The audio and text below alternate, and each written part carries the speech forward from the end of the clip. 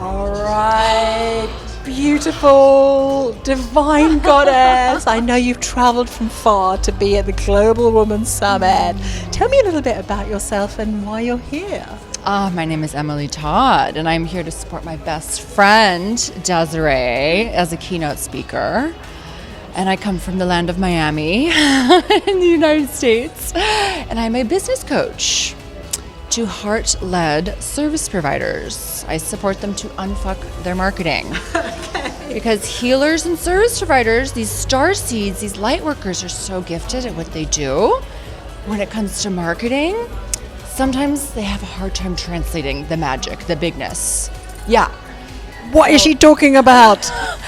Well, so I hear that a lot from my clients. They're like, I'm posting a lot, I'm talking about it, when people say, I don't really get what you do, or you're so inspiring, but it's not necessarily translating into being able to serve those clients. So that's where I come in, because I spent 15 years in corporate in the 9-to-5 doing marketing, scaling startups, scaling Fortune 500 companies. So I love it because it brings together my two favorite things, marketing and supporting the light workers of the planet to get their gifts in the hands of more people. So that's what I do. Wow. Because light workers have got to do a lot of work, but they can focus on doing the light stuff.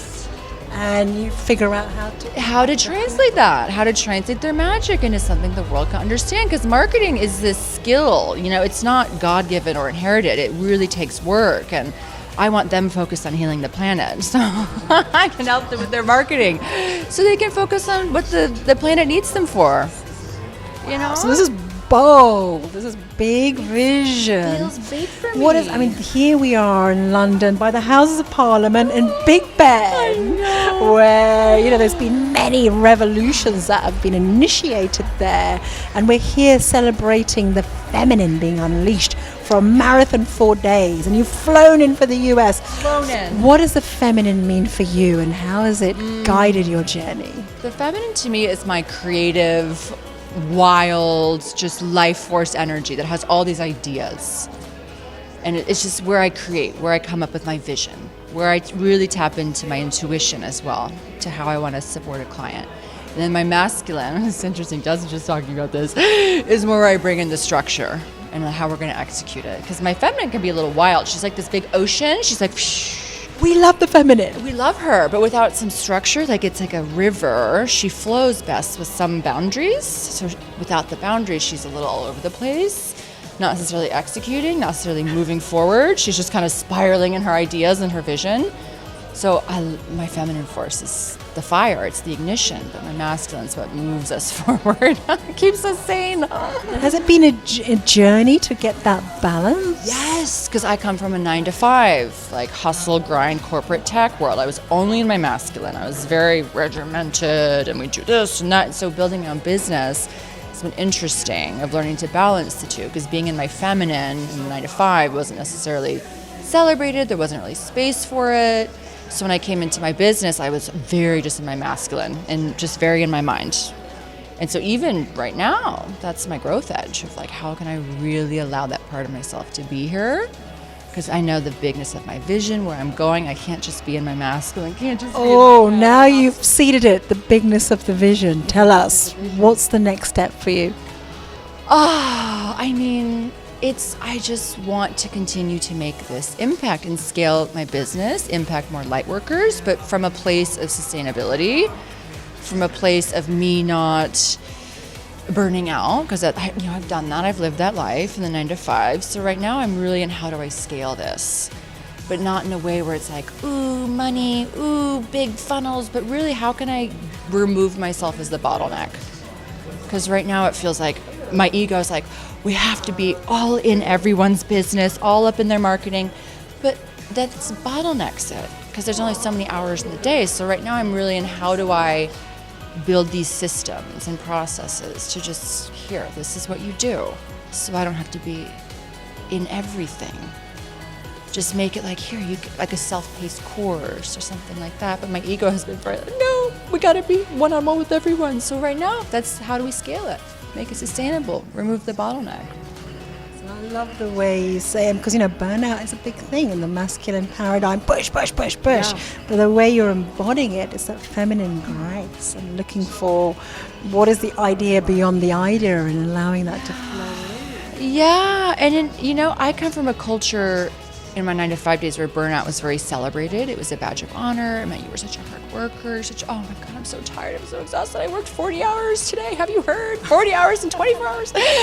So I want to break that. Especially in the US because you don't get any holidays and it's cool, isn't it? We're workaholics. Yeah. And then when you start your own business, and I see this in my clients as well, there's a lot of fear that can come up and, oh my God, where's the next client coming from or the next project? And it's really, how can we be in trust? How can we be present?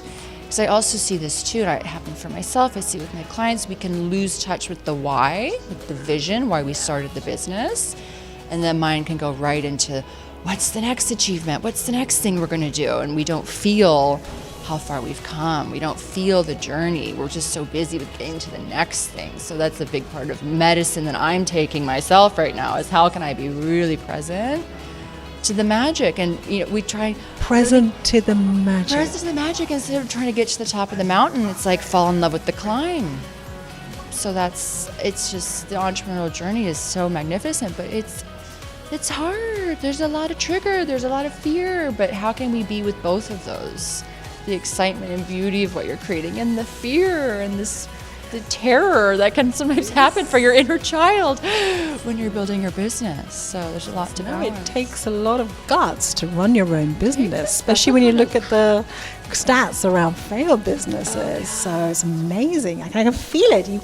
It's going to work. That's amazing. Well, thank you so much for flying all the way through, and of course supporting women. And this is ultimately about women supporting women, and you being here, flying all the way to support Des. And I feel your loving support for everyone that you're meeting. And this is the new world. And just a final question: we're building the new world. What is your hope for a new world? What would be your one big wish? That we can wake up and be excited for our day. We can be excited for our day and in love with our day. Because that's the work I view that I'm doing, is you're breaking free from the matrix. But truly, I feel like we're moving away from like this, I have to do this, and I just clock in and clock out. But how can we be in love with every moment and wake up so excited to do our soul's work on this planet? And then I have to ask this: what does love mean for you? Use a love word. Oh, for me, that's such a good question. For me, what comes up for me is just being really present for all of something, and being so deep in all of something, and not wanting to be anywhere other than that moment, that activity, that person. That's love.